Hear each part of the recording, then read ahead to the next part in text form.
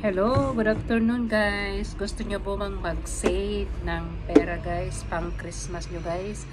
Kung meron kayong pera guys, pwede kayong bumili sa Amazon, pwede sa Temo or sa online. Ayan, maganda ito guys, napakaganda.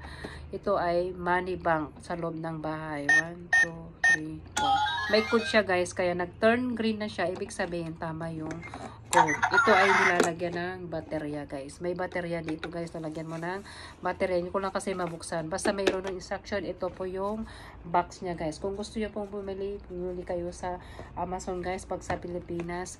At saan man kayo bansa guys, depende kung ano yung currency nyo ilagay niyan. Ako naman ang pinili ko ay US. Ito ay binili ko lang po.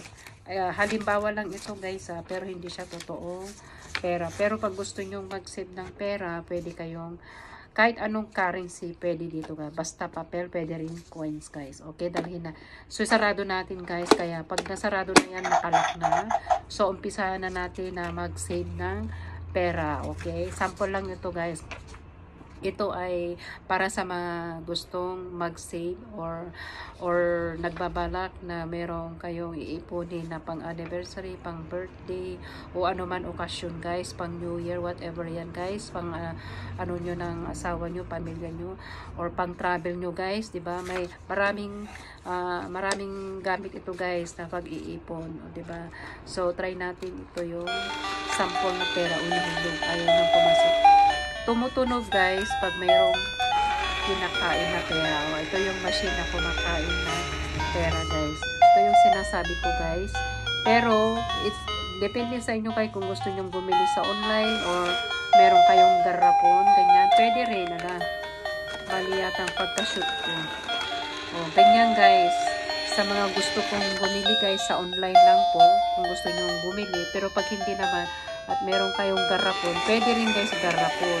O kaya yung kawayan or bamboo. O gawin yung alkansya. Pwede rin yung guys para makatipid din kayo. Ganyan. Every sahod nyo guys, mag-separate kayo ng pera na ilalagay nyo dito. Huwag nyo yung gagastusin lahat yung mga sinahod nyo guys. Magtira kayo na mag-save para sa pag-celebrate nyo ng birthday, whatever na okasyon guys. Pang Christmas or pang New Year. Depende sa inyong ano guys, gusto nyo. Ala, ayaw nyo. Ayaw niya, kinain na. Hindi maganda yung pagkaano ko. Uy, ayaw na niya. Dapat maganda yung pagka-shoot guys. Hindi ako okay, saglit. Tignan natin kung tama. O yan, tama sa tamang butas. Ano ba yan?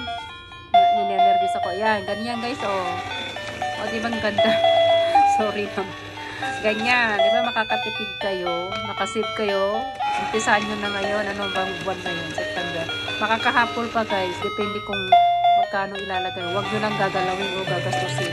Sa kanilang gagastusin yan pag importante or pag tinatawag na emergency fund, pwede rin yung sinabi ko kanina, anniversary, whatever na napaka-importante bagay. Ito, ganito po yung sample ko guys.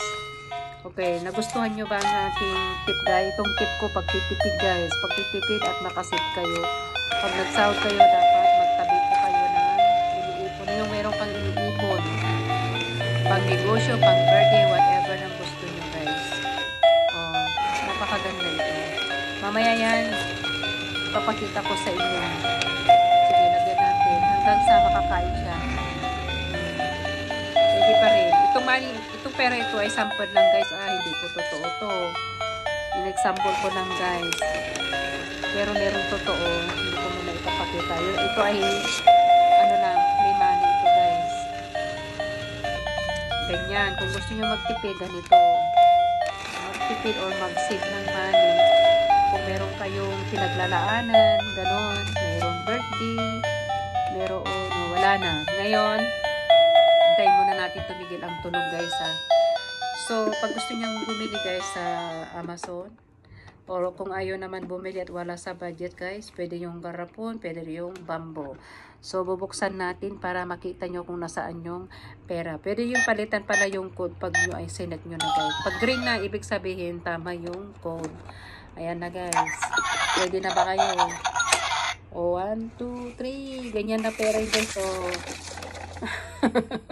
meron, meron natira. O, di ba ang ganda? Ayaw nyo yun, nakatipid. Ganyan. Pag okay na, at ready nyo kunin, meron na kayong naipon. Anong gamit ng pera yan, bahala na kayo. Salamat sa panonood. Sana naibigan nyo ang aking video. See you to my next video guys. Bye bye for now.